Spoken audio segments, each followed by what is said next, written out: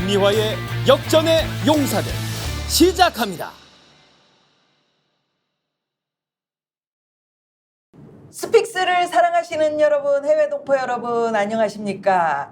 역전의 용사 김미화 인사드립니다. 반갑습니다.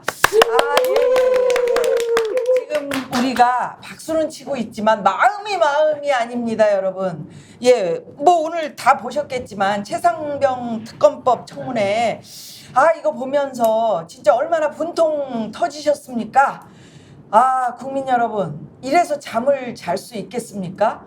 어저께 제가 정복 입고 이렇게 제복 입고 여기저기 끌려다니는 군인 여러분들 좀 보기 안타깝다 이런 말씀 드렸었는데 이거 취소입니다. 오늘 보니까 너무너무 군인답지 않았어요. 네, 어떻게 그렇게 아들 같은 내 부하가 그렇게 안타깝게 목숨을 잃었는데 나 하나 자리 보전하자고 그렇게들 얘기를 하시는지 어떻게 보셨습니까? 저는 정말 머리들이 너무 좋다. 이렇게 꼼수 쓰고 빠져나가려고 하는구나. 깜짝 놀랐고요.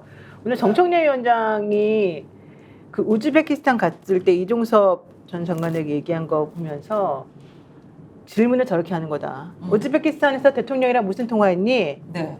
대답 안 하잖아요. 그러니까 오히려 속어법을 쓰는 거예요.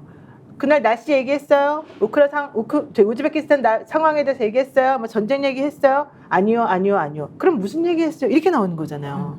그러니까 이 사람이 완전히 당황해가지고 딴소리하고 그러는데, 야, 진짜 변호사를 했었어야 되는데 우리 정청래 위원장이 너무 그거는 시원했고, 네. 나머지는 정말 거짓말하다가 다들 그냥 정말, 다 네. 엉망진창됐고. 네. 분통 터지는 하루였다. 네. 일단 소개 좀 해주세요. 지금 이렇게 하셨어요. 나 오늘 새롭게 하는 거예요. 새로운 거요? 네, 이렇게 하면서 소개를 예, 해놓고. 감사합니다. 네, 어떻게 보셨냐고 여쭤보면서. 너무너무 고마워요. 이 새로운 또 인사법을. 오늘 다 새로운 거예요. 여기 또 뉴 페이스도 오셨고. 네, 노영희 변호사입니다. 저도 새롭게 인사를 하고. 내가 어이가 없어가지고. 소개를 안 시켜드렸더니 자기 혼자 노영희 변호사예요. 네, 배꼽 인사하잖아요. 예, 노영희 변호사입니다. 안녕하세요. 그 옆에 군대 갔다 오신 분. 네, 얘기 좀 해주세요. 개인 정보긴 한데 군대 갔다 왔습니다. 근데 그 이전에 저는 오늘 굉장히 엉망진창이고 진짜 엉망이에요. 뻔뻔하죠. 네, 장관, 차관, 그다음에 별들 봤을 때 절망적이긴 했는데 그래도 다행인 건 22대 국회가 일종의 개문 발차를 했잖아요. 네. 여당이 보이콧하고 참여도 안 한 상태에 야당만으로 지금 의정 활동을 하고 있는데 입법 청문회라는 건 듣도 보도 못한 새로운 방식, 이게 가능하구나. 민주당 머리 진짜 많이 썼어요. 네, 그러니까 약간 진지한 국회, 일하는 국회, 효능감 있는 국회를 보여준 건 저는 되게 중요한 성과인 것 같아요. 네. 그러니까 국민들에게 우리는 대통령이 특검법, 최상병 특검법에 대해서 거부하더라도 그리고 제2가 통과되지 않더라도 다시 하겠다. 예. 22대 국회가 개원하자마자 바로 우리가 진지하게 하겠다. 이 문제만 놓치지 않겠다. 여기까지는 좋은데 여기서 멈추지 않고 그 방법 중에 하나를 입법 청문회라는 걸 끄집어내서 청문회를 하게 되니까 증인 감정에 관한 법률에 따라서 법무부 장관이 와서 앉아있을 수밖에 없는 거예요. 그 다음에 전 국방부 장관 차관도 앉아있고, 야, 그렇게 힘세다고 그랬던 이시원 전 공직기강 비서관도 앉혀다 놓을 수 있었던 그 국회 힘. 드디어 이제 야당이 이 힘을 알게 됐구나. 야당이 제대로 된 쓸모를 보여주는구나. 이건 일단 굉장히 반가웠어요. 앉아있으면 뭐합니까? 속이 터졌는데. 바로 그 다음 문제인데 그러니까. 그래도 안천을 났다. 그래도 잘한 게 그 유재현 법무관리관하고 이종섭 전 장관하고 서로 말이 모순되고 충돌되는 거 이런 거 다 밝혀내고 그다음에 그때 뻔뻔하게 말하는 것에 대해서 시원하게라도 일가를 해주니까 그런 거라도 얼마나 성의가 있습니까? 그래요. 그렇게 해서 한 걸음 나가서 이제 특검으로 가는 거니까. 그렇죠. 예. 이렇게 해서 이제 오창익 소장님을 소개를 드렸고, 그죠? 국장님. 소장은 별둘 스타고요. 저 군대 제대하긴 했는데 병장이어서 죄송합니다. 오늘 저희 사무실에서 알았어, 국장입니다. 국장 아니고 병장으로 불러드릴게. 예비형, 예비형. 현역은 예. 아니고. 여기 오늘 새로 오신 최요한 박사님 안녕하십니까? 박사는 아니고 박사 수료생이고요. 수료도 박사지. 반갑습니다. 시사평론가 최유한입니다. 우리 오늘은- 시청자 여러분 오늘 엄청 스트레스 받았을 텐데 역으로 뒤집어 보자고요. 지금까지 국회가 스트레스를 줬는데 스트레스를 풀 수 있는 방법을 찾아낸 겁니다. 만약에 국민의힘이 이 자리에 있었다라고 한다면 훨씬 더 스트레스가 커졌을 텐데 특히 저는 정청래 위원장이 네. 이야기하는 거 하나하나 다 분절해서 질문하고 그 반발하고 나왔을 때 뭐 조용하세요. 법사위원장 우습게 합니까? 막 이렇게 나오는 게 사람들이 거기 카타르시스를 느꼈어요. 국회가 어떤 힘을 보여줘야 되는지 오늘 제대로 보여줬는데 이것이 방금 오창익 국장께서 말씀하신 것처럼 시작일 뿐이거든요. 병장. 어디 이것뿐입니까? 예, 오창익 병장. 예. 여기에서부터 시작해서 김건희 특검이라든지 여러 나머지들 이렇게 시원하게 할 수 있는 희망을 봤다. 제가 나중에 보겠죠. KBS 욕을 하겠지만 KBS는 오늘 방송도 하지 않았어요? 거기만 빠졌다면서요? 네, 방민을 위한 방송이라는 거죠. 네. 네. 그래서 제가 여기서 노래를 하고 싶다는 거 아닙니까? 뭘요? 충성을 다하는 방민의 방송 KBS 외국 방송 그래 외국 방송. 외국이요? 외국. 일본 나라 외국도 되고 외국도 되고 다 됩니다.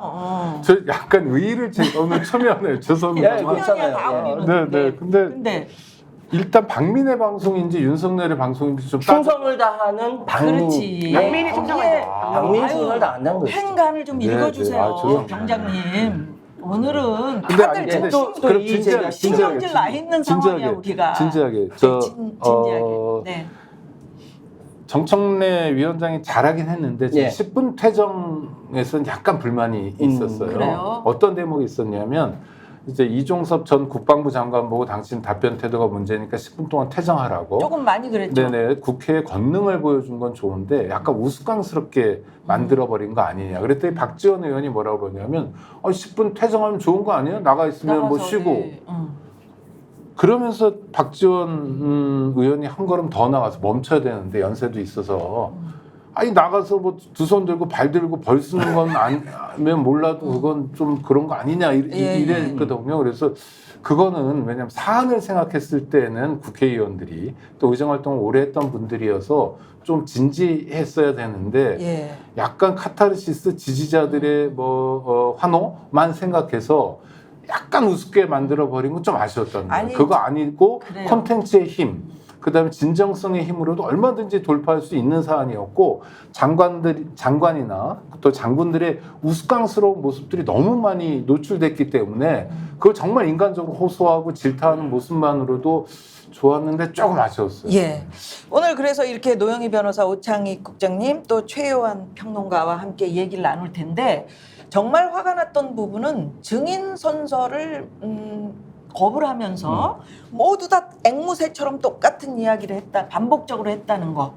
이게 진짜 화가 나더라고요. 우리가 어제 네. 역전 영사들 방통하면서 얘기했잖아요. 김종대 의원이랑 김종대 같이 예전에 그런 사례가 있었는데 내일도 그럴지 모른다 그랬잖아요. 네. 근데 사실 우리는 그 말을 하면서도 설마 그렇게 할까 그렇게 솔직히 반신반의했단 말이에요. 근데 오늘 정말 짠 듯이 나와가지고 그런 행동을 하는 거예요. 우리 방송 보고 힌트를 얻었던 것 같이 같아. 모여가지고 뭐 회의를 한 듯한 그런 느낌이었어요. 근데 아마 자기네끼리는 안 모이고 변호사들끼리 모였거나 변호사들끼리 이렇게 연결해서 얘기했을 가능성은 있는데 그렇다 하더라도 그건 다 밝힐 수 없는 거고 중요한 거는 결과론적으로는 그걸 아마 앞으로 트렌드처럼 계속해서 불편하고 곤란한 상황에서 할 수 있겠다. 앞으로. 네, 왜냐면 곤란하니까 나 선서 안 합니다. 왜? 나 지금 다른 사건하고 연결돼 있으니까 안 할 권리가 있잖아요. 다만 너네들은 나한테 고맙게 생각해. 내가 그런 권리가 있는데 나왔어? 그리고 증언도 거부할 수 있는데 내가 나와서 말을 해준대잖아. 지금 이렇게 얘기하는 거잖아요. 와. 그 법적으로 네. 지금 그 증인 선서를 하지 않으면 안 되도록 이렇게 법적으로 좀 조치할 수 없을까요? 아니, 그러니까 원칙적으로 그 사건에, 그러니까 형사소송법에 나와 있는 거는 정확하게 말하면 이거예요. 만약에 본인이 그런 증언을 하는 과정 중에 본인의 죄가 드러날 것이 염려되면 선서를 안 할 수 있다, 거부할 수 있다, 이런 얘기가 나와요. 네. 그러니까 오히려 증인 선서를 안 함으로 인해서 본인이 죄가 있다는 걸 스스로 밝힌 셈이 되는데 이제 그렇다 하더라도 증인으로서 선서하지 않는 사람은 거짓말을 하거나 말거나 우리가 처벌을 못하니까. 근데 이제 정청래 의원은 그 안에서 위원장은 처벌할 수 그런데 있다면. 불구하고 우리는 네. 국회에 뭐 증인의 감정에 관한 법률에 따라서 너네를 처벌하겠다, 뭐 고발하겠다 이렇게 얘기를 했어요. 근데 현실적으로는 그건 이제 액션에 불과한 거고 현실적으로는 안 될 거다. 그러니까 피의자 피고인의 지위에 있는 사람은 자기 방어할 권리가 있잖아요. 이거 네. 헌법상 보장되는 권리니까 국회 등에 가서 증언한 것 때문에 만약에 불이익을 당한다면 자기를 방어할 수 있는 거다라는 거예요. 그런데 이종섭 전 국방부 장관은 왜 증인 선서를 거부했냐면 예. 수사 공정성을 훼손한다. 또 하나 진상 규명에 부정적 영향을 미친다고 말해요. 아니 자기가 처벌받을 가능성이 높아지는 것하고 수사 공정성을 훼손하는 건 전혀 별개이거든요. 그다음에 진상규명에 왜 부정적 영향을 미칩니까? 진상을 알기 위해서 청문회를 하는 거잖아요. 알고자 하는 주체가 누구예요? 국민이에요. 국민이 네. 제일 궁금해하는 거예요. 그러니까 진상규명으로 훨씬 더 가까이 가는 건데 거꾸로 이야기하고 있습니다. 이거 되게 놀라운 태도이고 오만한 태도이고요. 오만한 거로 보면요. 이종섭 그다음에 국방부 차관했던 신범철 또 임성근 장군 이런 사람들은 증인 선서를 거부했는데 사단장이죠. 박성재 법무부 장관이나 이시원 전 공직기강 비서관 대통령실 이런 사람들은 증인 선서를 해요. 전 이 차이도 있는 것 같아요. 그러니까 뭐냐면 아마 그런 조언이 있었던 것 같아요. 당신들 군 출신이고 하니까 어떤 얘기를 실수로 할지 모른다. 그러니까 선서를 거부하라는 법률 전문가의 조언이나 마사지가 있었던 것 같고 그다음에 이시원이나 박성재 같은 사람은 검사로 오랫동안 일했던 사람이고 법무를 다루는 사람이니까 나는 실수하지 않을 거야가 있고 더 나아가면 누가 나를 건드려? 현직 법무부 장관인데 고검장 출신 법무부 장관을 누가 건드려? 공직기강 비서관이었던 나를 누가 건드려? 오랫동안 검사를 일했던 나를 누가 건드려? 라는 오만함이 있어 보이더라고요. 아니 보면서 저는 이시원 그 사람이 네. 얘기하는 게 제일 기분 나빴어요. 굉장히 오만했죠. 그러니까 모든 태도를 봤을 때 조금 수세적이라고 하는 것은 예를 들어 임 사단장이라든지 아니 이종섭 전 장관이라든지 그랬는데 이시원 공직기강 비서관은 아주 떳떳하게 아주 뭐랄까 눈빛부터 경멸하는 눈빛으로 그러면서 자기는 뭐 이야기 못하겠다. 이거는 청문회 이 자체를 무시하는 거예요. 너희들이 해봤자 어디까지 갈 거야? 라면서 이게 자세를 그렇게 보이니까 아마 우리 그 보시는 시청자들도 가장 기분 나쁜 사람이 이시원 비서관이 아닐까. 저 그렇게 생각합니다. 원래 국회에서 검사 탄핵할 때 이시원 씨를 하고 싶었어요. 예. 그런데 현직 검사가 아니었거든요. 탄핵하려는 사유는 뭐냐면 이 국정원과 검찰이 유우성 씨를 간첩으로 조작한 사건과 관련해서 이시원 씨가 그렇죠. 간첩 조작 사건이죠. 관련해서 이 양반이 보복 기소를 했던 담당 검사였거든요. 맞아요. 근데 그걸 공직비서관을 또 공직기강 비서관을 시킨 거죠. 그러니까 공직기강을 거꾸로 잡으라는 거죠. 이거는. 그러니까 조작하고 없는 사람에게 죄를 묻고 존재하지 않는 보복 기소를 했던 그런 사람인데 국민들 앞에서 그야말로 생중계된 상황에서도 어깨를 딱 피면서 얘기할 수 있다는 건 오늘날 검사들이 가지고 있는 힘의 실체를 국민들이 목격했던 것 같아요. 게다가 아무것도 얘기한 게 없어요. 모른다. 그러니까. 말할 수 없다. 이거밖에 없었잖아요, 사실은. 아무것도 나오는 이야기. 아까 저는 최유한 평론가 말이 딱 맞는 게 아까 이종섭 전 장관이 나 증인 선서 안 합니다라고 말하면서 이유를 들었던 거 그게 바로 뭐예요?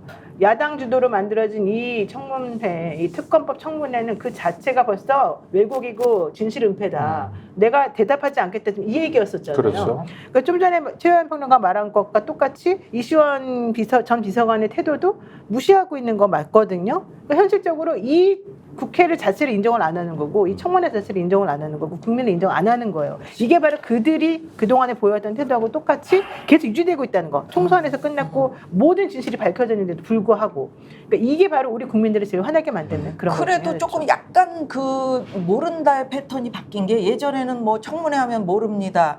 잘 모르겠습니다. 뭐 이렇게 했는데 지금은 기억이 안 납니다. 지금 뭐 공수처의 수사 중인 관계로 제가 뭐 이거는 적절하지 않습니다라든지. 패턴이 바뀌었다고 예, 그다음에 뭐 형사소송 그러니까 말하는 게 더 정교해졌다 그러나? 이렇게 이제 법을 딱딱 들이대면서 그러니까 변호사들이 이제 많이 네. 개입을 했다는 얘기고, 변호사 예, 알려줬다는 여러분들이 얘기고, 뭐 본인들이 다 잘 알고 있는 거고, 네, 그다음에 네. 그 동안에 노하우가 생긴 거죠. 이제. 그래 노하우라고. 그리고 예전에 청문회에 나왔던 증인들이 좀 순진했어요. 맞아. 생각해 보면 그랬던 생각해 것 보세요. 같아요. 옛날에 네. 나왔던 재벌 총수라든가 이런 사람들 사실 불려나오고 그랬잖아요. 막 울기도 하고 그랬잖아. 그 사람들 얼마나 순진해요, 솔직히 지금 따져보면. 근데 이번에 나온 사람들은 정말 모든 걸 다 중무장을 하고 니값 것들이 우리랑 어떻게 싸움이 되겠다고 지금 이러니? 이런 태도로 완전히 아나무인으로 우리는 철갑을 둘렀어, 법으로. 이러면서 사실 우리를 모욕을 주고 있는 거였거든요. 근데 그 니값 것들이 누구냐면 야당 국회의원이 아니고 국민이에요. 그 뒤에 국민들이 있잖아요. 국민들이 우리가 다 보고 지켜보는데도 불구하고, 예? 그러니까 이러저러한 요직을 거쳤던 사람, 요직에 있는 사람들이 그러니까 공직에 있었던 사람들이. 그러니까요. 네. 예. 그리고 뭐 재벌 총수를 해봐야 돈이 많을 뿐이지 공인은 아니잖아요. 공직자는 아니잖아요.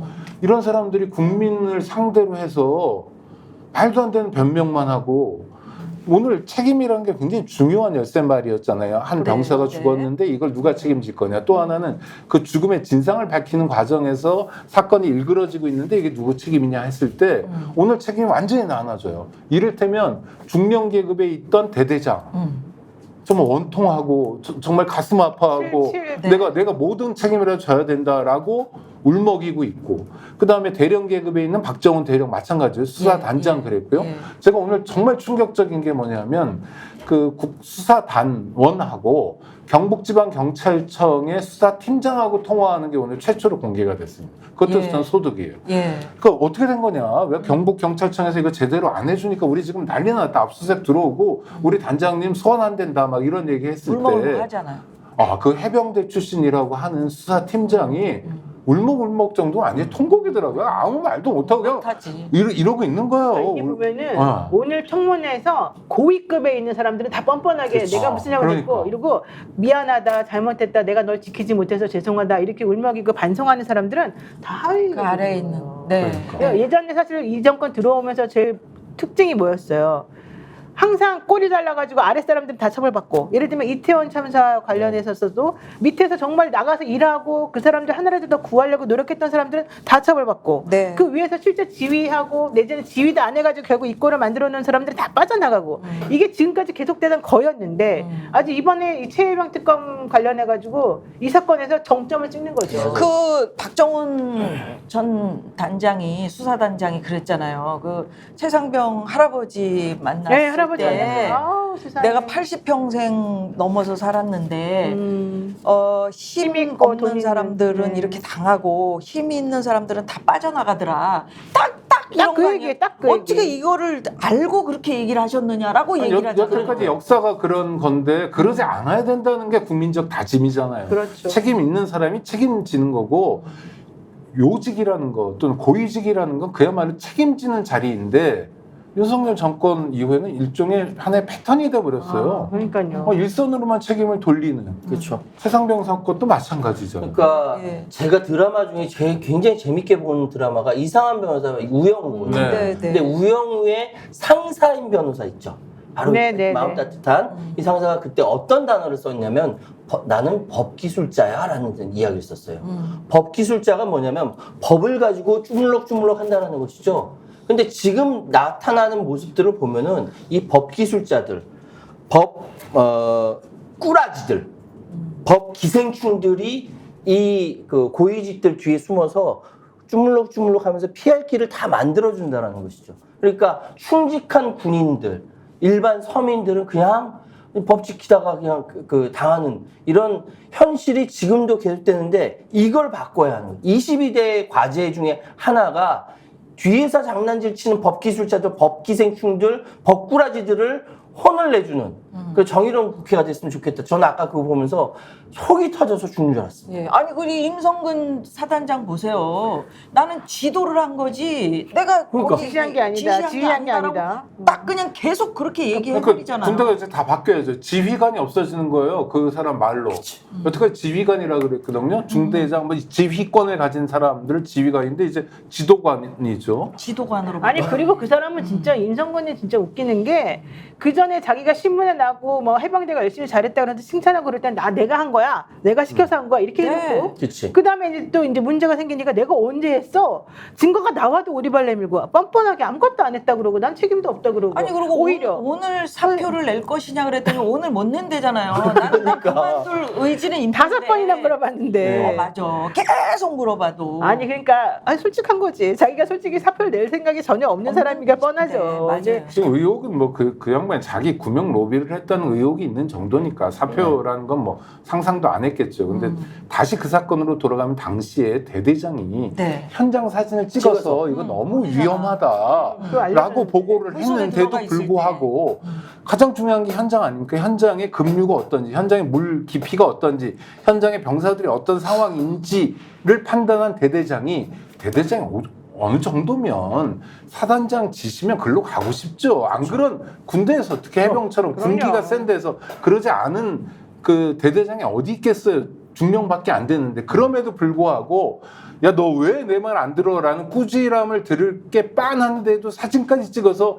이건 아닙니다 했는데도 임성근 씨가 사단장으로서 그걸 받아주지 않았고 사실은 병들을 죽음으로 내몰았던 거잖아요. 5명이 휩쓸려 갔고 그중에 1명은 끝내 돌아오지 못했고 야, 이 죽음 앞에서 어떻게 해병대 그렇게 장군이 얘기해. 보여주는 모습은 네. 너무 뻔뻔하다. 너무너무 진짜 실망스러워. 그런데 제가 여기서 네. 항상 궁금해한 것이 임성근이 도대체 누구길래 윤석열 대통령이 나서서 한마디 하고 그 한마디 했더니 일파만파 퍼져나간 거 아닙니까? 그거 우리가 다 맨날 계속 얘기했던 맨날 거예요. 얘기하는 것인데 그래서 도대체 제가 누굴까? 이 부분에 대해서 굉장히 고민을 많이 했어요.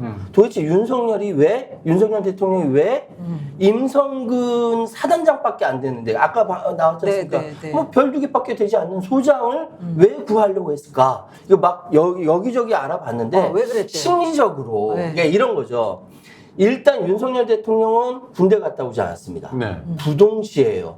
근데 자신이 그래도 군 통수권자지 않습니까? 통수권자로서 무엇인가 좀 바깥에 보여주고 싶은 욕망이 있었을 것이다. 그런데 이 사건이 터졌을 때 이 사람 맨 처음 얘기한 것은 안타까운 그 죽음을 당한 최상병보다는 자기가 직접 이야기하고 자기가 직접 지시를 내리는 그러한 장군들 내지 그 군의 기득권자들한테 뭔가 보여주고 싶었다.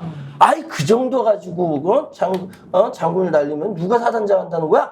라면서 뭔가 자신의 군에 대한 이 열등감 의식이라든지 이런 것들이 순간적으로 표출했는데 거기서 끝난 것이 아니라 그걸 받아들인 이 군인들이 난리가 난 거죠. 그 순간에 57분인가 전화가 엄청나게 나가고 이러면서 문제가 윤석열이 의도하지 않은 채로 더 커진 거 아니냐. 아니야, 의도하지 않은 채로는 아닌 것 같고 전화를 무지하게 많이 했던 그쵸? 거 아니에요. 예. 그 대통령이 그렇게 전화를 해버리면 이건 대통령의 어떤 특별한 관심사항이 돼버리는 그렇죠. 거잖아요. 저는 뭐 세간에 여러 가지 의혹들이 있잖아요. 예, 예. 대통령 부인과의 의혹 뭐 여러 가지 있는데 그건 청구, 모르는 거고 일단 기본적으로 우리가 확인할 수 있는 건 윤석열 대통령의 일관된 태도가 있다는 거예요. 아까 이태원 참사에서 본 것처럼 그러니까 일종의 계급지상주의 같은 게 있고요. 전체주의적 사고도 있는 것 같아요. 그래서 아니, 병사 하나 죽었다고 장군이 책임져?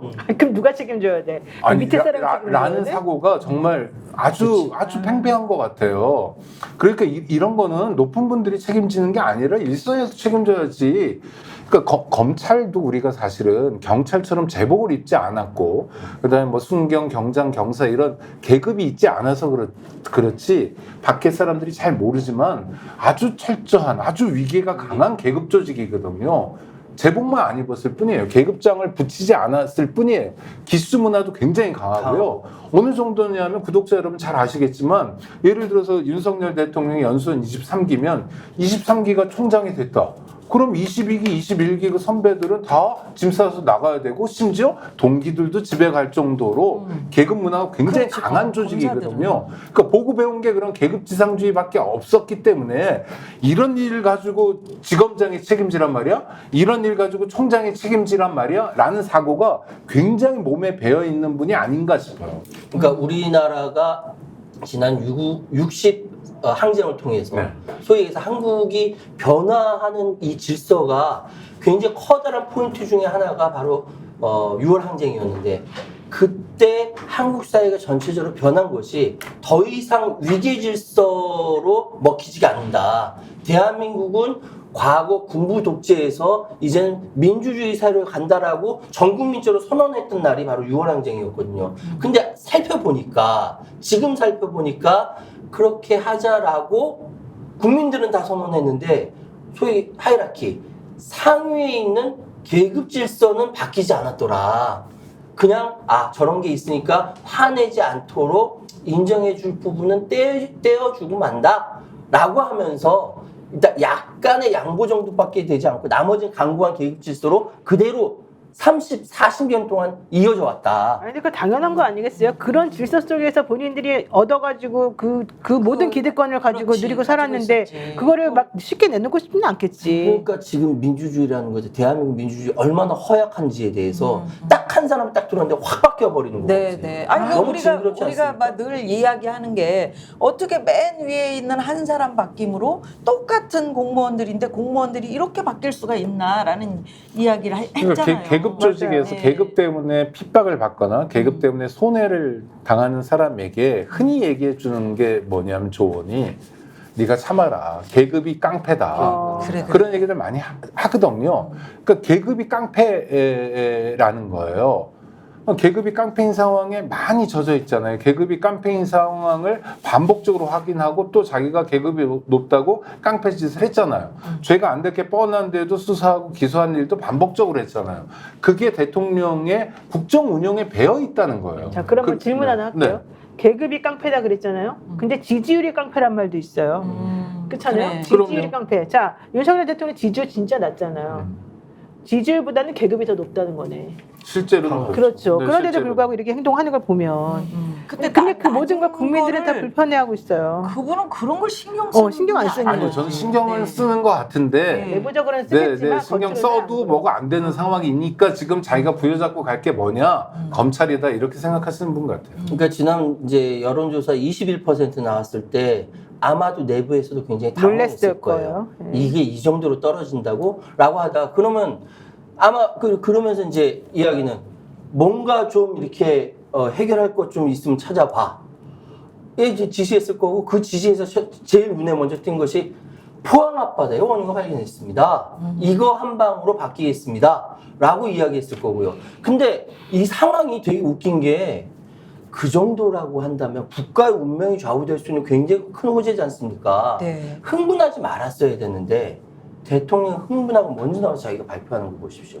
그러면서 속으로 뭘 생각했겠습니까? 우리 노영 변호사님께서 말씀하셨던 대로 지지율이 깡패다라고 생각하면서 지지율 기대 안 했겠습니까? 올리려고 당연히 한 거지. 기대했겠죠. 네. 그런데 나중에 나오는 뉴스 하나하나가 지지율을 올리는 어떤 그 기재보다는 액티주가 뭐야?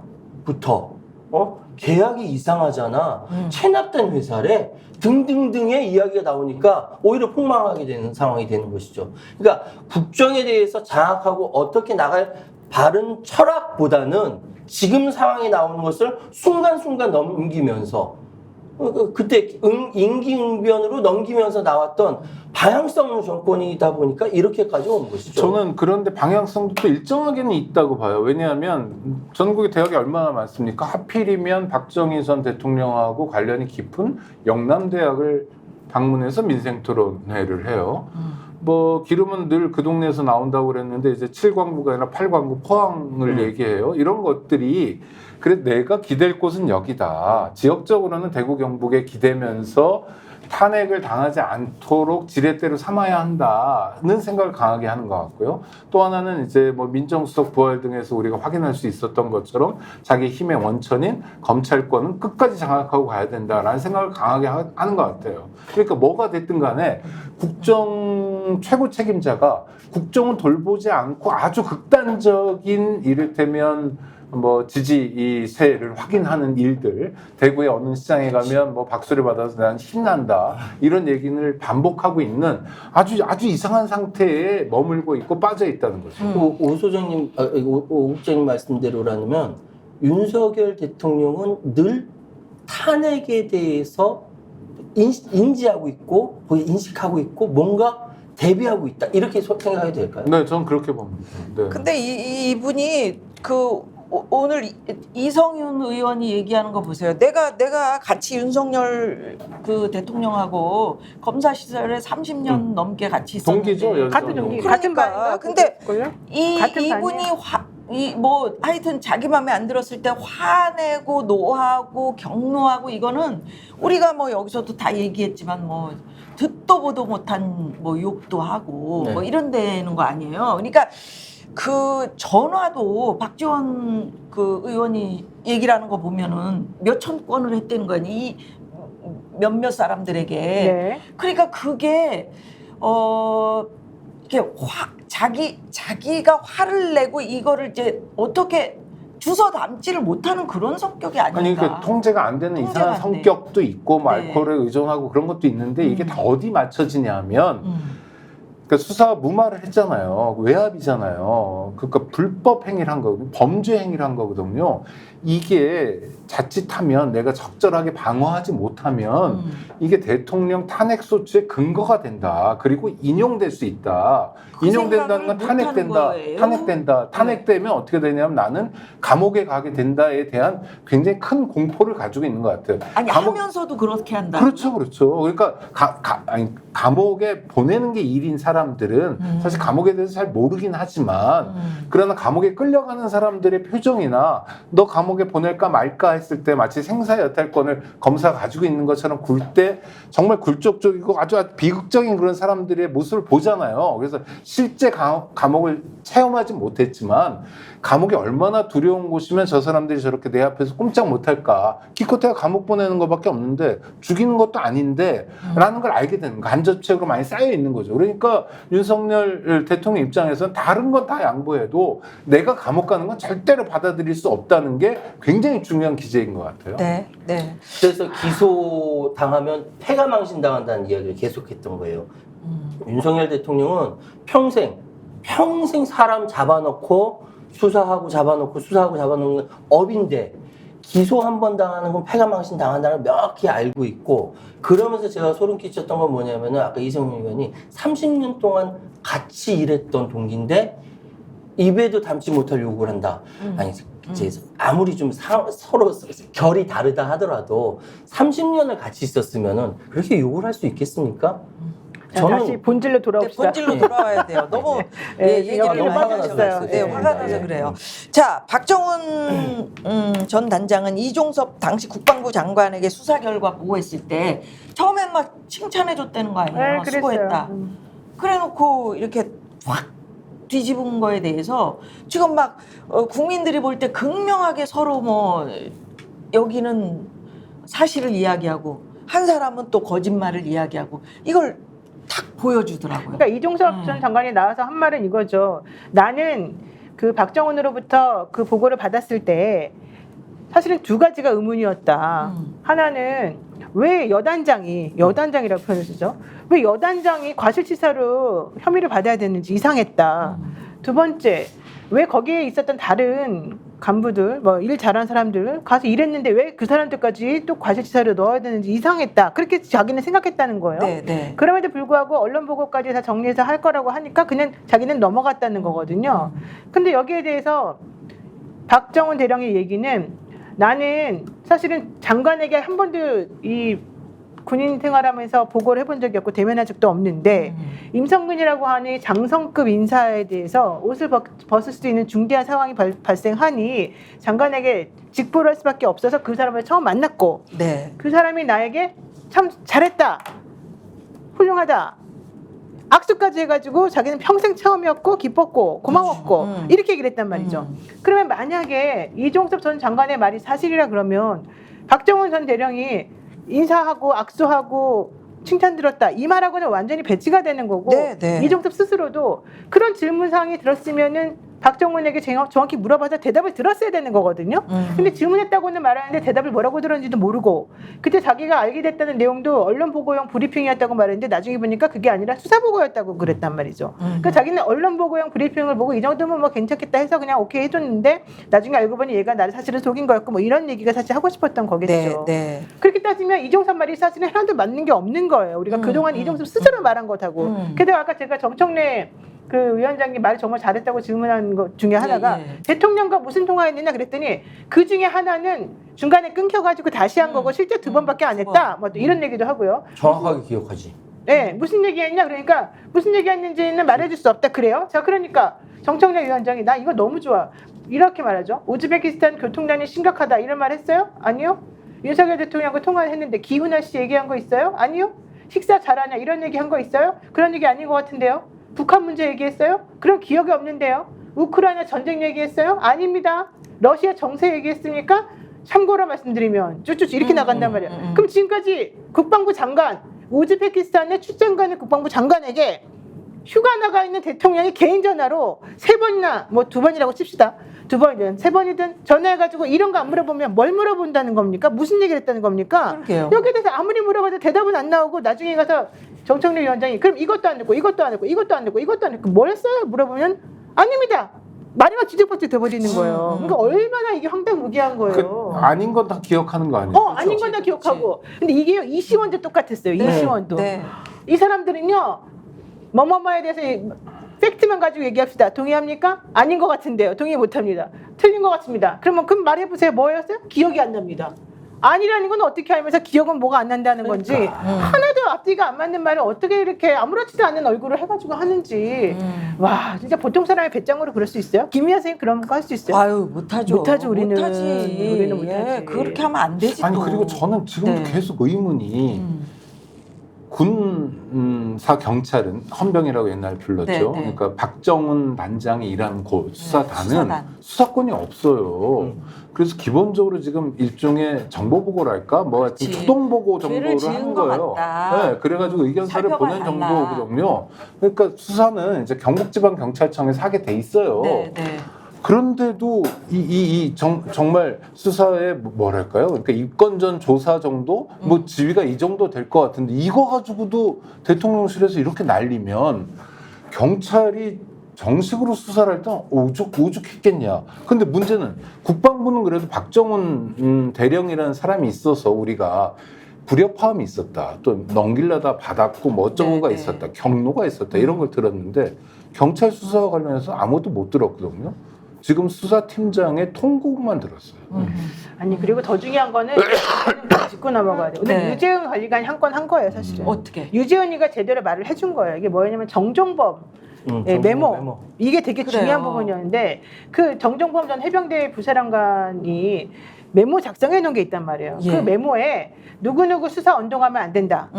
법적 검토 결과 사람에 대해서 조치하거나 행위하는 건 안 된다. 우리가 송치하는 모습을 보일 수 있기 때문에 이런 식으로 10가지가 쭉 적어놓은 게 있었어요. 맞아. 자, 이 내용을 읽어보게 되면 결과론적으로는 우리가 뭔가 이 상황에 개입했고 외압했다라고 하는 내용이 사실은 들어가 있는 그걸 자인하는 내용의 메모가 있었단 말이죠. 이거를 확보했고 그래서 이거 누가 썼니? 이렇게 말했더니 유재은이는 원래 이거 이종섭 전 장관이 한 말이요 라고 말했고요. 정정범이는 처음에 이종섭이라고 얘기했다가 유재은이 한 것 같다. 또 이렇게 말을 바꿨어요. 그리고 난 다음에 이종섭은 내가 다 한 건 아니고요 이렇게 말했어요. 자 그러면 우리가 한번 봅시다. 상식적으로 생각해봤을 때 이런 얘기를 유재은이가 스스로 알아서 막 할 리가 있겠습니까? 게다가 이종섭 스스로도 사실은 자인한 거예요. 내가 다 한 건 아니지만 몇 개는 했다. 네개라고 했어요. 그러니까 예시를 든 것이라고 얘기하다가 네 개는 본인이 한 거다. 이렇게 얘기했는데 그러니까 지금 보면은 유재은은 지난번에 공수처 수사도 다 받고 털릴 대로 다 털렸어요. 그러니까 오늘 질문도 사실 많이 받지 않았어요. 아니 그런데 그게 중요한 게 아니라 더 나갈 줄 알았는데 유재은이는 원래 자기가 뒤집어 쓸 거기 때문에 사실 여기서 목숨 걸고 이렇게 아니라고 하는 거예요. 맞아요. 근데 우리 노 변호사 얘기를 들어보면 유재은 그분 정도면은 나와가지고 조금 그래도 우리가 좀 속 시원해 할 만한 무언가를 하나 좀 이게 해준 거잖아. 이거구나. 우리가 역전의 용사들 하면서 그랬잖아. 내가 유재은하고 김기환이 이거 물어봐야 된다. 그 사람들이 포인트다. 약하기 때문에. 오늘 유지현이 한 말이 이거 되게 중요한 말이에요. 이거 정정법 메모. 10개 예, 잡힐 지시사항. 메모는 우리가 이야기를 전에 들었었잖아요. 그렇죠. 근데 이거에 대해서 오늘 이야기를 한 거가 여기서 대단한 핵심은 거다. 어쨌든 외압이라는 게 있었다는 거고 더 중요한 거 유재은이 박정훈 대령에게 이런저런 얘기를 하면서 외압으로 느끼냐 이런 말도 했었다는 그래요. 거잖아요. 결론적으로 유재은이 저 사람으로부터 외압을 받았고 자기는 그 중간에서 이걸 정리해가지고 얘한테 또 외압을 행사하고 그런 과정에서 너 이거 외압으로 느끼니? 이렇게 말했다는 거거든. 그러니까 유재은 말이 결론적으로 박정훈 말이 이만큼 있고 유재은이 말이 여기가 있고 이 반대되는 세력들의 말이 이쪽에 있는데 이 사람들의 말은 서로 하나도 안 맞고 나중에는 모르겠는데 기억 안 나는데 말할 수 없는데 이렇게밖에 안 된 거를 여기서 이 사람들이 한 말을 가지고서 박과 유가 한 말을 가지고 정리를 해보면 어떤 식으로 나오는지 사실관계가 팩트가 드러난다는 거죠. 어쨌든 특검으로 가야 되는 그건 확인이 됐고. 네, 그건 확인한 거죠. 국방부의 법무관리관 자리가 예. 법무관들이 승진해서 가는 자리가 아니에요. 승진해서 가는 자리는 이번에도 자주 얘기 나오는 고석씨 같은 경우 했던 육군 고등군사 아니 국방부 고등군사법원장 이런 데가 마지막 자리고 별 하나짜리고 이 자리는 이제 개방직 자리인데 왜 이런 자리를 만들었냐 하면 저 군은 하나의 칼라만 있거든요. 지휘하고 복종하고 네. 명령하고 네. 복종하고 통제하고 이런 것만 있는데 군에서 자꾸 놓치는 게 이제 법무거든요. 헌법과 법률이 어떻게 돼 있냐. 그래서 우리가 지금 하는 게 우리는 이제 목적 달성한다고 저쪽으로 가긴 하지만 이게 법률 위반이 될 수도 있으니 이런 거를 좀 아니요 하면서 군 지휘부를 제대로 좀 알려줘라. 뭐 이런 기능이에요. 그러니까 참모긴 하지만 사실은 쓴소리 해주고 바로 잡아주고 이런 역할이거든요. 네. 근데 이번 사건에서 보면 법무관리관이 그런 모습이 안 보이고요.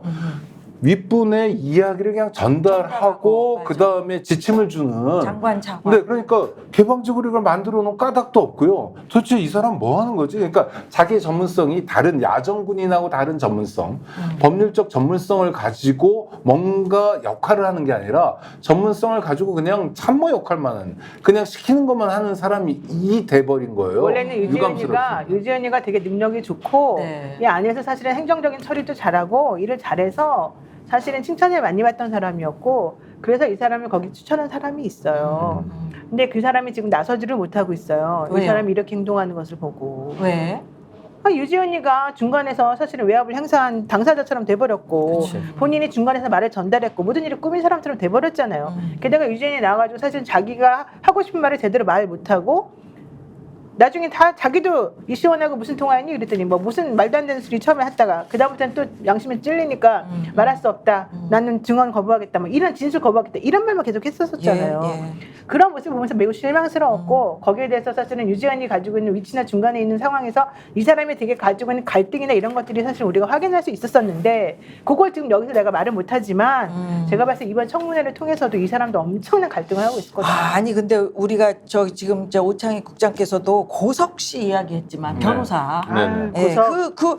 나는 임성근 사단장 이분이 이명박 정부 때 국방비서관 행정관 이게 저 정복을 딱 입고 계셔가지고 저분이 굉장히 좀 바르게 곧게 앉아 계시네. 뭐 고든 얘기 좀 해주겠네 그랬는데 보시라. 그러니까 이분이 막 얼기설기 막 이분에 관련돼서 저분은 도대체 어떤 저는 고석 씨를 알아요. 개인적으로 좀 알고. 고석 씨뿐만이 아니라 김태효 씨랑 이종호 뭐 이런 분들 얘기도 막 나오잖아요. 일단 고석부터 네. 얘기하면 이 양반은 그 육사 출신이에요. 39기라고 육사 기수가 외우기 쉬운 게 학번하고 같이 가요. 그러니까 79학번이면 39기 뭐 이렇게 되거든요. 그러니까 뭐 더하고 자시고가 없고 경찰대도 쉬워. 1기가 81학번 이렇게 하여튼 그런데 죄송합니다. 아는 게 많아요. 네, TV에서. 아는 게 너무 많아요. 그런데 네. 이분이 이제 육사에 들어간 다음에 군인이 됐잖아요. 4년 네. 마치고. 네.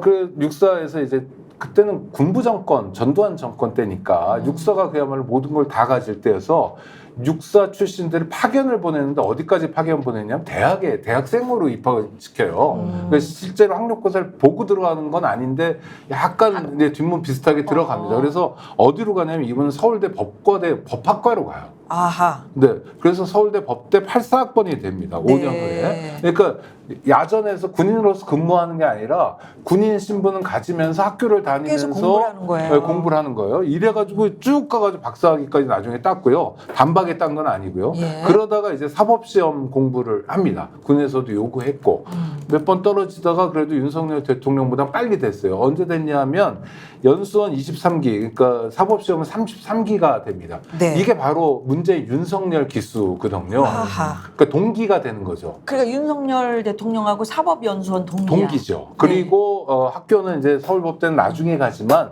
나이로는 비슷한 나이가 되는 네, 네. 거거든요. 그러니까 구수에서 들어온 윤석열 연수원생하고 그다음에 육사 다니다가 서울대 다니다가 해가지고 들어온 사람하고 비슷한 나이가 되는 거죠. 나이는 동갑. 임성근하고는 어떻게 만났어?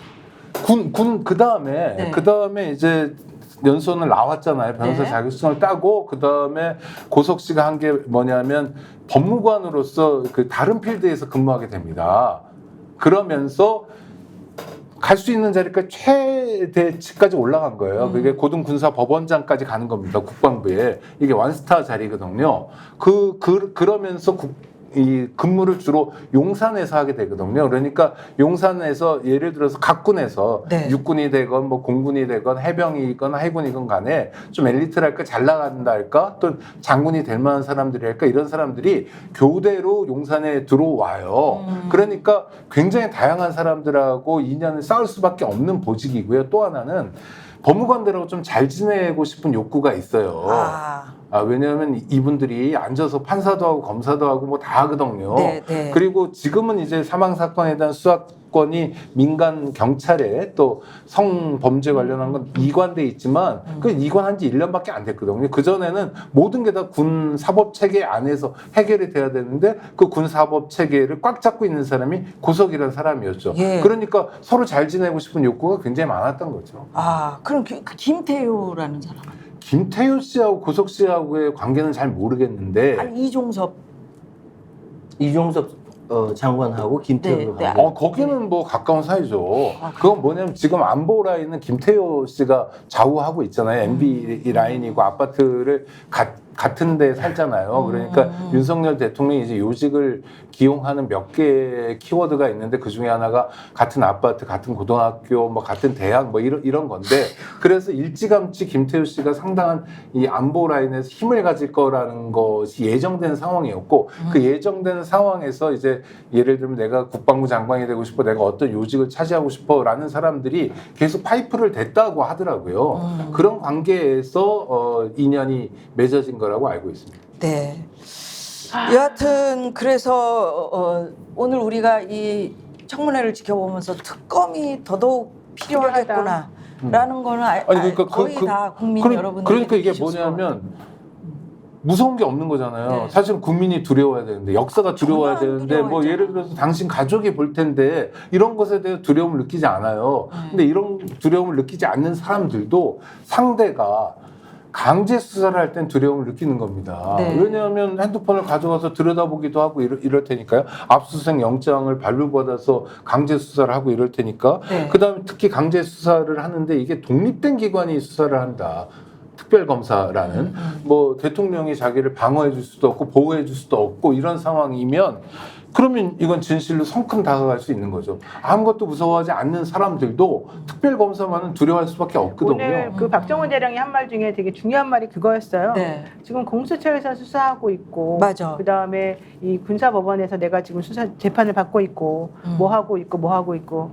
그래서 결론적으로는 특검해야 된다는 게 확실해지지 않았느냐. 이제 이 얘기를 했고요. 김계한 전 사령관하고 대질하듯이 이제 그때 서로 질문하고 대답했던 게 바로 대통령의 경로서를 들었냐 안 들었냐 이제 이 얘기였잖아요. 전혀 얘기를 안 하고 있잖아요. 아니 그랬는데 박정훈 전 대령은 전 들었습니다. 그렇게 분명히 얘기를 하고 그러니까. 있고 김기한 전 사령관은 보세요. 증언 선서했어요. 나 증인으로서 선서합니다. 증언 거부 안 하겠습니다라고 진실을 말하겠습니다라고 해놓고 이 부분에 대해서 대통령의 VIP의 경로설 들었습니까? 압니까? 물어보니까 공수처. 그 부분에 대해서는 말할 수 없습니다. 나는 지금 공수처에서 수사를 받기 때문에 나는 말할 수 없습니다. 그 얘기 무슨 얘기예요? 결론적으로 대통령 VIP 설에 대해서 자기가 무슨 들었다는 말을 하게 되면 내가 나중에 큰일 날 수가 있다. 아니 그 얘기를 만약에 그 대목을 그대로 피의자 신문조서에 그렇게 썼어요. 쓰면 그러면- 대질 조사할 때 A라는 사람은 그거 분명히 들었다고 명확하게 얘기를 하고 네. B라는 사람은 나 거짓 진술 안 하겠습니다라고 해놓고 나 VIP 경로를 못 들었는데 이렇게 말하는 게 아니라 난 그 부분에 대해서는 말할 수 없는데요. 진술 거부하겠습니다라고 하면 저 사람은 저걸 말하게 되면은 본인이 거짓말하게 될까봐 걱정이 돼서 내지는 자기가 그렇게 말하게 되면 나중에 큰일 날 걸 두려워해서 이 말을 안 하는구나라고 생각할 수밖에 없죠.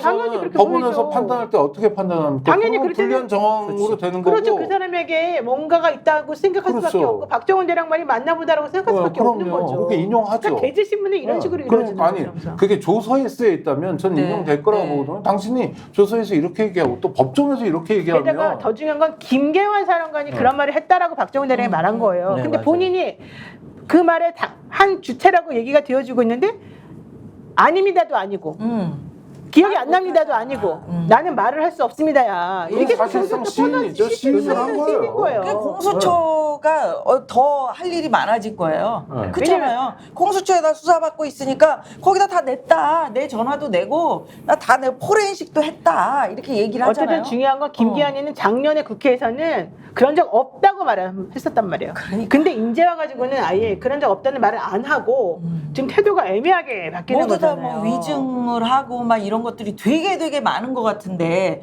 그게 과연 법적으로 어떻게 처벌을 받게 봐봐. 될지는. 그래서 이거였어요. 네. VIP가 경로에서 국방부 장관하고 전화했다라는 그 내용이 박대령의 진술서에 들어있는데 김기환 너는 그것을 그런 사실이 없다고 했지? 없습니다. 이게 바로 작년에 얘기했던 그 네. 얘기인데 이번에는 말할 수 없습니다라고 말할 수 해버려요. 그러니까 정청래 의원이 결과론적으로는 유죄 판결 받을 염려가 있으니까 네가 말을 안 하는구나. 그렇지. 이렇게밖에 안 되는 거죠. 그 말이 딱 맞는 거 아니겠습니까? 근데 이번에 네. 그 소위 박정훈 대령이 한테 맨 처음 굉장히 8월 2일까지는 김기현 사령관이 각오해라라든지 같은 편이었다라는 것이죠. 그렇죠. 같은 편이었어요. 그 얘기 같은 편이었는데 8월 2일이 딱 지나면서 입장이 확 바뀐 것인데 여기서 아마 박정훈 대령과 김기현 사령관의 인간적인 관계도 아마 여기서 끝이 났을 것 같고 그럼 이 상황에서 어떤 이야기가 김기현 사령관한테 마음을 바꾸게 만들었을까? 그게 아니라 공수처에서 그때 밝혀낸 게 있었잖아요. 네. 김기환 사령관이 처음에는 이렇게 하면은 이거 직권남용이 되는데, 그치. 이거 권리남용이 되는데, 이거 하면 안 되는데 이렇게 본인이 말했다는 거예요. 그렇죠. 그게 이미 다 공수처 수사해가지고 다 나온 내용이잖아. 네, 네. 기사에도 나왔었고. 맞아요. 그랬는데 그 사람이 갑자기 딱 태도가 돌변해버리니까. 그러니까 여기서 지금 최유한 평론가가 물어보는 거는 그 갑자기 180 다 돌아가게 만든 게 도대체 누굴까? 누굴까? 누군지 모르지만 경로한 사람이죠. 경로한 사람이겠지. 경로한 사람이 있었던 거예요. 계속 박정훈을 싸고 돌다가는 내가 목이 날아가겠구나라고 생각했겠죠. 근데 김기환이가 그런 식의 태도가 중간중간에 변곡점처럼 나타나는 게 많아요. 이것만이 아니라. 약한 고리야, 약한 고리. 그래서 내가 맨날 말한 게 그거죠. 약한 고리야. 형사소송법 148조. 그게 아까 말한 그게 진술거부. 그거잖아요. 네, 진술거부. 그게 이제 자기 발목을 잡을 것 같더라고. 오늘 뭐 국회의원 여러분들이 막 얘기하는데 그거로 계속 이유를 대면서 말을 안 하고 있으니까. 이게 옛날에 조국 네. 대표, 조국혁신당 조국 대표가 그때 이제 검찰로부터 막 탄압받고 막 이런 거 할 때 신문 받으러 그때 갔었을 때 이 네. 얘기를 계속 했어요. 그랬더니 그 국민의힘 여당 사람들이 그거 한다고 난리를 쳤었어요. 난리를. 너는 도대체가 정말로 무슨 죄가 있어서 그런 걸 말도 못하고 그러냐. 게다가 언론들도 그때 한창 난리 쳤었어요. 그래서 결과적으로 이제 상황이 이렇게 되니까 여기에 대해서 아무 말도 안 하잖아. 게다가 KBS 오늘 그것도 안 하고 않았죠. 방송도 안 하고 네. 정말 아이고. 진짜 제가 고운 사람이거든요. 네, 너무 고마워요. 고운 옆에서 사람. 보니까. 고운 사람. 근데 보면서 욕 나오더라 진짜. 욕 한 번도 안 해봤어요? 욕하는 나 걸 여기- 간접적으로 나 욕하는 거 들은 많이 적이 봤는데. 있는데 스리랑 아리랑 부부인지 스리랑 부부 할 때 잘하는 줄 알았는데. 아니 나 이렇게라도 웃어야지. 아니 저는 진짜 여러분 고수톱도 못 쳐요. 어머 진짜요? 진짜예요. 근데 많은 분들이 제가 스리랑 부부를 하면서 고수톱 같이 치고 싶은 연예인 1위가 저였었다니까요. 나 고스톱은 예. 좀 좋아하는데. 여하튼 아이고 이거는 정말 보면서 그냥 보면서 그냥 뭐 도저히 입 다물고 보기에는 진짜 너무 부적절했어. 아니, 이건 법사위인데 법사위 말고 잠깐 행정안전위원회 국회로 가면 저 충격적인 장면, 진실화해위원회라고 있잖아요. 네. 거기에 이 조사 1국장이 국정원 출신이래요. 뭐 알 바 뭡니까? 전직에 뭐 그럴 수도 있겠죠. 근데 좀 이상하긴 해요. 왜냐하면 네. 국정원이 인권 침해를 많이 했기 때문에 그 일종의 가해 기관인데 그걸 조사하는 진실화해위원회가 국정원 출신을 채용한다? 좀 이상하죠. 경찰 출신이어도 이상하고 군 출신은 좀 이상해요. 근데 뭐 국정원 상급 출신이었다는 거예요. 근데 이 양반이 이제 행정안전위원회에 나와가지고 업무 보고를 하는데 네. 평소 안 쓰던 안경을 껴서 얼굴을 가리고 마스크를 한 거예요. 그래서 왜 그러냐 그랬더니 자기는 코로나 옛날에 걸렸나? 국정원 직원이었기 때문에 얼굴을 보이면 안 된다는. 아, 그럼 취직을 하지 말아야지. 아니 그 지금은 아닌데. 아니죠. 중앙부처의 국장급 고위직으로 온 사람이 이러고 있는 거예요. 야, 국회와 국민을 얼마나 무시하면 우습게 알길래. 이렇게 국정이 이런 정도니 장관이나 뭐 장군이나 이런 사람들 말할 것도 없는 거죠. 이거는 정말 뭐랄까 이 국회 나아가 국민 무시에 대해서는 단호한 경종을 울릴 필요가 있고요. 그러기 위한 여러 가지 장치들을 국회가 이제 꺼냈을 때가 됐다라고 네. 생각합니다. 네. 참 비겁한 사람들이다 이런 생각을 많이 했고 그다음에 그 김계한 사령관은 내가 옷을 벗더라도 장관께 내가 한번 건의를 해볼게 라고까지 이야기를 했었던 사람인데 어떻게 그렇게 부하 직원을 무슨 수괴죄? 네, 항명수계제. 항명수괴죄 뭐 그것도 처음에 집단 항명수계죄였어요. 집단. 그러니까 그 집단 밑에 항명. 있는 모든 부하 수사했던 모든 부하들을 싸잡아서 여하튼 감옥으로 보내겠다 또는 곤란에 빠뜨리겠다 이런 그 윗사람이잖아요. 그 수계라는 말이 사실 굉장히 고약한 말이거든요. 끔찍한 말이에요. 그러다 무섭더라. 무서운 말이죠. 예. 왜냐하면 반란 뭐 이런 걸 상정한 거거든요. 네. 그러니까 우리를 다 죽이고 우리를 다 해치고 뭐 이런 사람 중에 최고로 악독한 악당 두목 이런 뜻이거든요. 그러면 아니 그러니까 죄를 아무리 그 죄를 뒤집어 씌우려고 하더라도 좀 봐가면서 해야지 이렇게까지 자기 하나의 안전을 지키려고 사실 어떤 면에서 참 군인 아닙니까? 그래도 해병대에 박정원 같은 사람이 있어서 다행이다라고 얘기하는 거고 여러 공직사회에 대해서 같은 잣대 들이대고 있어요. 왜 검사들 중에 박정훈이 없지? 왜 경찰관 중에 박정훈 같은 사람이 없지? 경북경찰청에 제2, 제3의 박정훈이 나왔으면 지금 이 청문회를 경찰을 대상으로도 하고 있을 거 아닙니까? 네. 근데 경북경찰청도 나름대로 할 건 다 했어요. 네. 사실은 그 임성근 사단장에 대해서도 직권남용 진짜로 자기가 권한 없는 걸로 했다고. 그러니까 과실치사로는 참아 못하더라도 이건 해야 된다고 그렇게 그것도 조사도 했고 수사도 했고 나머지도 다 사실은 할 수 있는 한에는 했는데 본인들이 이제 힘이 없고 너무 나약해서 위에서 내려오는 압력을 본인들이 어떻게 해결할 수 없었다 이런 얘기를 좀 하고 있는 거죠. 그렇죠. 아니 박정훈 대령처럼 아니 그 1000페이지가 넘는 그 아유, 수사 그걸 못해요. 서류를 그거 이거를 어떡해. 그렇게 바꾸라는 거는 제 밑에서 지금 했던 그 제 부하들을 다 범죄자로 만들라는 겁니까? 하고 딱 이야기를 해야지.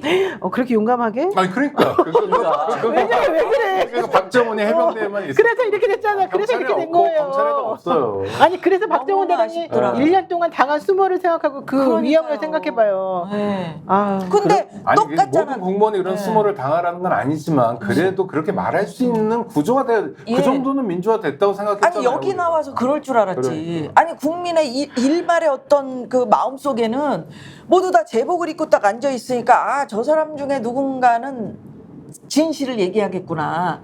이제 까지겠구나 뭔가가. 근데 까지긴 뭘 까져. 밝혀지긴 뭘 맞아요. 까졌지. 그들의 뻔뻔함이 빨리 저도 김선생님처럼 순간적으로 그런 제복을 보면서 약간 환상이 있었어요. 예, 환상이 국민 있더라고요. 여러분 제가 뭐 위원장님 저 잠깐 그래. 한 5분만 달라고. 근데 진짜 제대로 국민들께 그동안 언론 보도만 보셨으니까 제가 책임자로서 그래, 한번 그렇게 말씀드리겠다.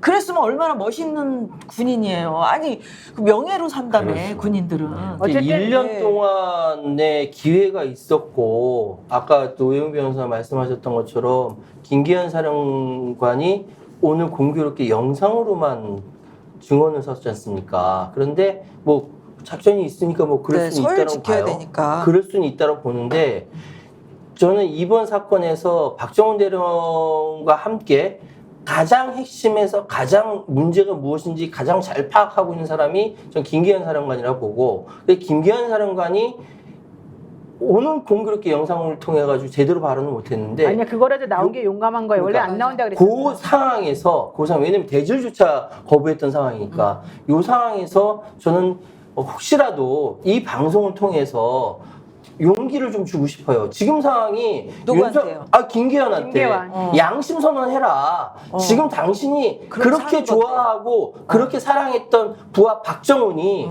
1년 동안 고초를 겪은 거 결국 당신 책임 아니냐라고 좀 이야기를 해주고 싶고 그래도 군인으로서 대한민국에 이름 남기고 싶다면은 지금 이 상황에서 전 국민이 바라보는 이 상황에서 무엇인가 하나 지금 김계환이라는 이름이 부끄럽지 않도록 해야 되지 않느냐라고 이야기하고 싶습니다. 네, 그리고 이거 꼭 해야 돼요.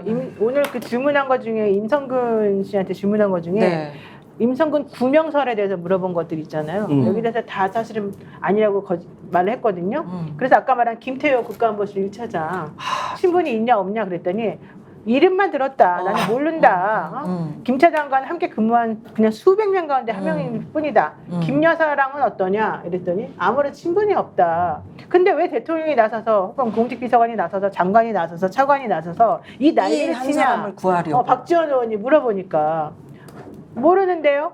왜 그랬을까요? 저는 전혀 이해할 수 없는데요. 네. 그러니까 정청래 위원장이 해병대 사단장 하나 지키려고 별 2개 달린 사단장 하나 지키려고 정권이 날아갈지도 모를 이런 위험천만한 짓을 하고 있는데 안 궁금합니까? 나 같으면 되게 궁금하고 고마울 것 같아요. 내가 그 당사자라면. 말을 못하더라고 가만히 그러니까 있더라고. 임성근이 뭐를 저도 궁금합니다. 맞아. 그랬어요. 아니 그러니까 실제 만약 전쟁이 일어나요. 한국 전쟁도 했고 그랬잖아요. 우리가 남해 전쟁도 가봤잖아요. 베트남전 같은 네, 경우에. 네. 그럴 때 죽어나가는 건 병사들입니다. 계급이 높을수록 싸운 사람이 누구야? 높을수록 죽을 가능성이 병사들이지. 적어지는데 맞아. 어느 정도냐면 세계 전쟁에서는 세계 전쟁사에 3만 대 1 정도라고 그래요. 그러니까 병사 3만 명이 죽어야 장군 하나 죽는다는 건데 실제로는 장군들은 교통사고 아니면 전쟁 중에 죽을 일이 없어요. 예. 가장 안전하고요. 그런데 막 이상한 그 괴담이죠. 제가 봤을 때 막 전설 같은 걸 만들어요. 백선엽 장군이 뭐 6.25 때 뭐 어디서 맨 앞에 서서 독전을 했다는 거. 맨 앞에서 독전하면 죽었죠. 그런 일은 없어요. 장군 저 안쪽에 있어요. 그런데도 불구하고 우리 장군들에게 대한민국이 엄청난 대접을 해줍니다. 지금 국립묘지에 가도요. 장군 묘역은요. 실평수로 8평을 줘요. 병이나 대령만 하더라도 1평이에요. 그러니까 이게 뭐냐면 뭐 연금 그렇고 예전에 공관병이라고 그래서 온갖 서비스 다 해주잖아요. 그건 뭐냐면 당신의 결정 하나가 수많은 사람들의 목숨에 영향을 미친다. 당장 당신이 지휘하는 병사들은 물론이고 또 우리 국민들에게도 영향을 미치니 당신은 정말 올바른 사람이어야 된다. 당신은 정말 책임감 있는 사람이어야 된다라는 것 때문에 그런 대접을 해주는데 오늘 확인한 장군은 네. 아 정말 진짜 X 별들이구나. 부끄러운 장군. 네. 네. 부끄러운. 제가 한 가지 네. 더 말씀드리고 싶은 건 아마 오늘 이 방송을 보시면서 많은 국민들이 스트레스를 받으셨겠지만 그러면서도 그나마 다행인 건 뭐냐면은 많은 유튜브 방송을 통해서 기존 레거시 방송을 걷어내고 유튜브 방송을 통해서 많은 그 언론에서 관심을 쏟고 있으니까 함부로 못하는 거예요. 왜곡을 못하는 거예요. 전 그래서 이번에 누구보다도 책임 있는 것은 방송 안 하는 KBS 엄청나게 책임 있고 박민 사장 이 부분에 규탄 받아야 됩니다. 대한민국이 어떻게 성립돼서 어디까지 이 민주주의가 발전하는데 네. 그 민주주의 발전 때문에 방송국 놈들이 먹고 살았는데 아유, 국민들이 싸워서 방송국 놈들이 잘했어. 먹고 살았는데 지금 와서 지금 국민들 앞에서 대놓고 이게 배신 때리고 있는 거거든요.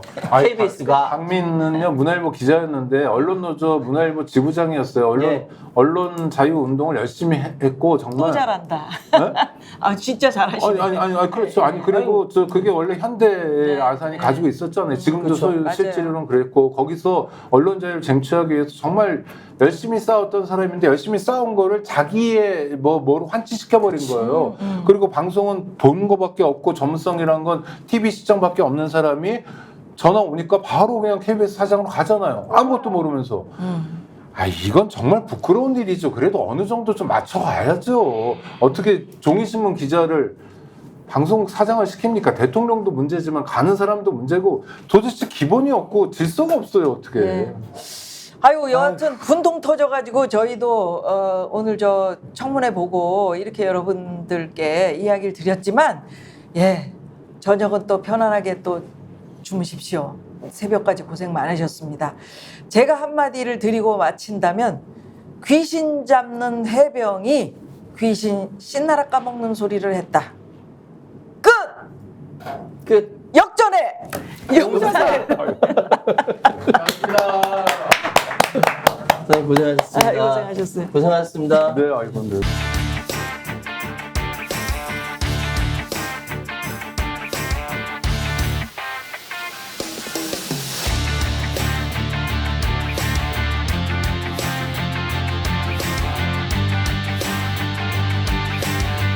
김미화의 역전의 용사들